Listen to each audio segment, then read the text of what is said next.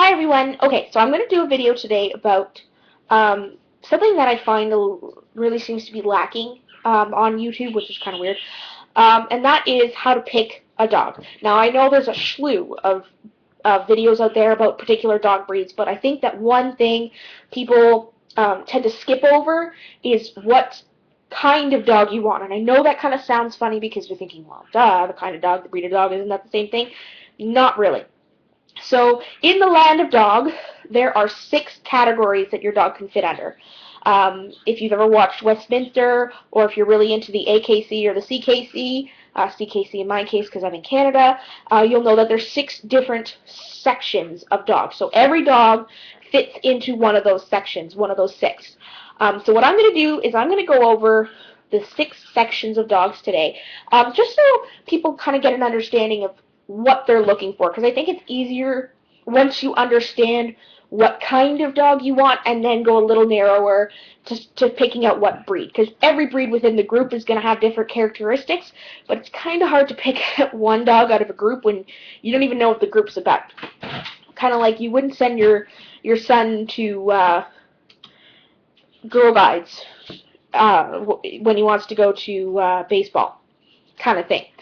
Okay, so the first the first group of dogs is called the sporting group. So the sporting groups are your hunters. There's another group of hunters, but we'll get there in a second. So sporting dogs are your find, flush, retrieve. So find would be like your setters, your pointers. Flush would be like your cocker spaniels, and then retrieve would be your retrievers. Now, of course, your dog can fit into more than one of those categories. Let's say, for example, the Brittany Spaniel, which technically isn't considered a spaniel anymore, but most people do know the Brittany Spaniel as a spaniel. They were actually bred to point and to retrieve. Same thing kind of goes for the Weimaraner, whereas you have, let's say, your Golden Retriever might be able to point it out, but they're really just meant to retrieve. So these are the dogs that are going to fetch till your arm falls off. They're going to be the ones that want to go, go, go, go, go. They don't care if it's -40 or +100. They are outside and they want to go. Now, if I had to scale the energy level from 1 to 6, 1 being not very active at all, 6 being like drive you bonkers, I'd say they probably sit about 5. Now, of course, you're going to get dogs in there that don't really fit in that category, but there's always that exception. So some of the popular sporting breeds that most people know would be like your setters, so your Gordon setter, your Irish setter. Then you have your pointers, so your pointing Griffon. You have your long-haired German wire, the German long-hair, short-hair, and wire-hair pointer. And then after that, you have your retrievers, so the Goldens, the Labs, Chesapeakes, Duck Tollers, stuff like that. So my biggest pet peeve about the sporting group. So a lot of people know sporting dogs to be great family pets, which is true. They do make very, very good family pets because they have a very good on-off switch, is what I like to call them. So you're out in the bush all day, they're running their brains out, you get home, and they're like, okay, I'm done. And this is because they went out in the bush all day and they ran their brains out. So I hear a lot of people who say to me, oh, we're going to get our Golden Retriever because they're great with kids. Oh, that's true, but you have to remember that back in the day, they went out hunting all day. And then they came home and they were tired, so they would deal with your kids because they were, that on-off switch. You let your Golden Retriever sit in the house all day and you come home, heck yes, it's going to jump all over you and your kids. So keep that in mind. Like I said, we're talking like a 5 on a 6 scale of craziness. So remember that. If you don't like to go out in the cold, if you don't like to go out for bike rides, if you don't like to go out in the bush, you don't like to play fetch, don't get a sporting dog. That's just an accident waiting to happen. So your second group is your hounds. Now these are also hunters, or they started as hunters one way or another. So within the hound group, you have 2 different groups. You have your scent hounds and you have your sight hounds. Now your sight hounds are your runners. So your Afghans, your Borzoi, depending on how you pronounce it, your Salukis, your Whippets, Greyhounds, stuff like that. You're talking the long, lean, big barrel chest, tiny little waist. These dogs are not for people who are by highways, who live in high flight areas, because when your dog sees that thing, it's gonna run till its feet fall off. Um, Now, sighthounds do make excellent pets, but like I said, they're not meant for people who are going to sit around the house, especially the sighthounds, because once they see something, they're going to go. And if they haven't had a run all day and they see a rabbit, don't expect them to come back anytime soon, because they will run, like I said, till their feet fall off. The other side is your scent hounds. They were bred to hunt by scent. So usually they have the long, droopy ears, the really thick necks, and the really thick feet. They bred them that way because it's easier for them to get traction because their toes will spread out a little more. Whereas the sighthounds are a lot more slender. They hunt with their eyes per se, which is why they have really long faces. And they were bred to run them down. Basset hounds were bred to run, or basset hounds, sorry, I'm looking at the word basset hound. Hounds were bred to run after them, but not to the same extent. So your scent hounds include your basset hound, which I have, beagles, bloodhounds, coonhounds, dash, your dreavers, which kind of look like a basset hound, beagle, dash hound thing. And then you have kind of the mishmash group of hounds that kind of do both. So that would be like your Norwegian Elks and your Roadies. They kind of do both at the same time. So these guys I would count as a 4. Some of the sighthounds obviously are going to creep up to that 5 or 6. And it's not because of their energy level, more so as their speed. So, yes, they're going to want to go out and run for 10 minutes, but really, unless you have a Saluki, which are like the long-distance runners, after about half an hour, they're done. They want to just go home. Typically speaking, their hounds aren't really all-terrain dogs, especially the sighthounds. You're going to watch the heat. You're going to want to watch the cold. Yes, if you have a greyhound, you're going to want to put a coat on them if you're walking in the cold and boots, and if you look like a fool, too bad. So very good dogs, very good family pets. I have a basset hound, and she's great with kids. She loves people. They definitely are people pleasers, because you got to remember these animals worked with their hunters more closely, more so the sight hounds than the scent hounds than the sight hounds, like the sporting group who were meant to go out and come back. Not as family oriented, I find, as most of the sporting group, but very friendly nonetheless. So that's my little bit about the hounds. Now, after that, you have your workers. Now, your working breed, these guys were bred to do the jobs. So, guard work, you have sled dogs, guardians, protectors, these kinds of things.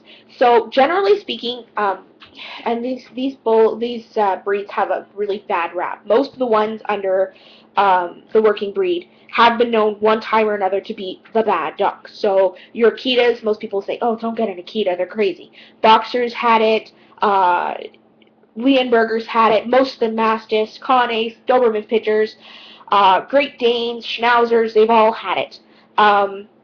These dogs actually make really good pets because they are very, very family-oriented.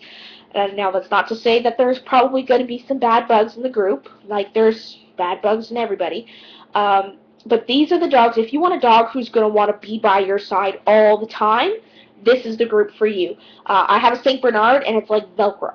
She wants to be beside you all the time.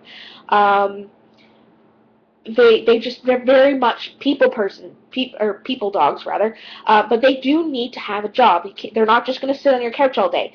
Because if they're going to sit on your couch all day, you better hope that they're sitting beside you, because at least they feel like they've got something to do. And if you don't find them something to do, they will find something to do. So if that something to do is eating all your toilet paper or scratching the door down, that's what they're going to do, because that's what they're supposed to do, right? Or my favorite, bark at the window, because this becomes theirs, and they have to protect it by all costs. So these guys typically are bulky.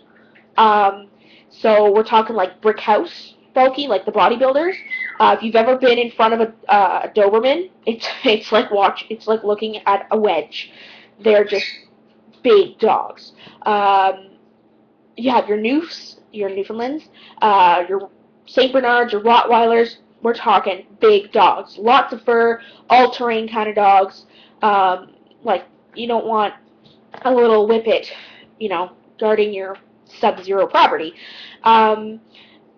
These dogs typically are very strong-willed, so you're going to have to be firm with them. Not harsh, but firm. This is one of my favorite groups, to be honest, because it's just the middle of, not overly independent like the Sportings and some of the Sighthounds, but not so dependent on you that you can't move. So on the grade scale, I would say these guys are a 3-4.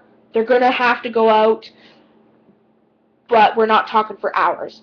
There are a few exceptions in this group, like the Alaskan Malamute and the Husky, because they're just crazy. They were built to run. You got to remember that was their job, so they're going to have the muscle and the build to run for hours. The same thing kind of goes with the St. Bernard and the Newfie. I would suggest getting a backpack for these guys because they were built to run the mountains and swim and to be doing stuff all the time. Backpacks are great for this breed, or this selection of dogs, because it makes them feel like they're doing something, and that's very, very important for dogs like this. If you want a dog who's going to follow you around the shop all day, this is the one for you. If you want a dog that's going to guard your property, and I don't mean rip everything apart that walks in, I mean like bark and then know when to give it up, because nobody likes a vicious dog, this is the breed for you. You want a dog who's going to I was just thinking of it, and then I was looking for a particular breed in this, and now I can't remember. You want a dog who's going to go camping with you and carry your stuff and pull sleds and go fishing. This is it. So, moving on. The next one that I'm going to talk about are the Terriers. Now, Terriers. Beside the word tenacity in the dictionary should be a picture of the Terriers. Terriers are terriers. They were bred to hunt. Terrier comes from the French word terrier, which means the earth of the earth. So these guys were actually bred to hunt the diggers. So anything small, badgers, rabbits, foxes, stuff like that, because they could actually dive in after them. Kind of like a dachshund. Dachshunds are kind of terrier-like, not terrier-ish, just kind of remind me of terriers. These guys have also gotten into a bad rap, especially with the bull terriers and the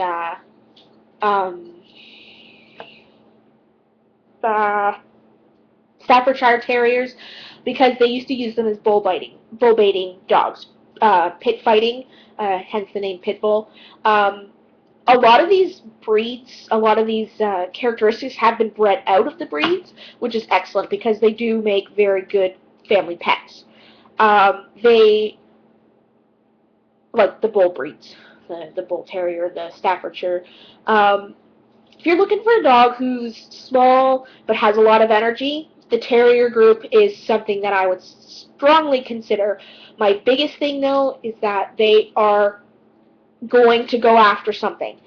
They're not going to just sit around. They're going to want to go out and run. They're going to want to go out and play. They're not just going to want to sit and do nothing all day. That's just not them. So if you're looking for a dog who's small but is still going to go out for a bike ride and still going to go out camping with you, maybe I would suggest to you a terrier. Now, one thing that I'm going to get very, very clear is that terriers do need quite a bit of grooming. We're not talking just a quick little brush. Especially your dogs like your Westies, they have a pretty thick coat, and if you let that coat get too bad, it's just a mess. So I'm going to stop my video here, and I'm going to keep going with the other ones, because I'm running out of time. So go on to the next video for the last two breeds, or the last two groups, rather.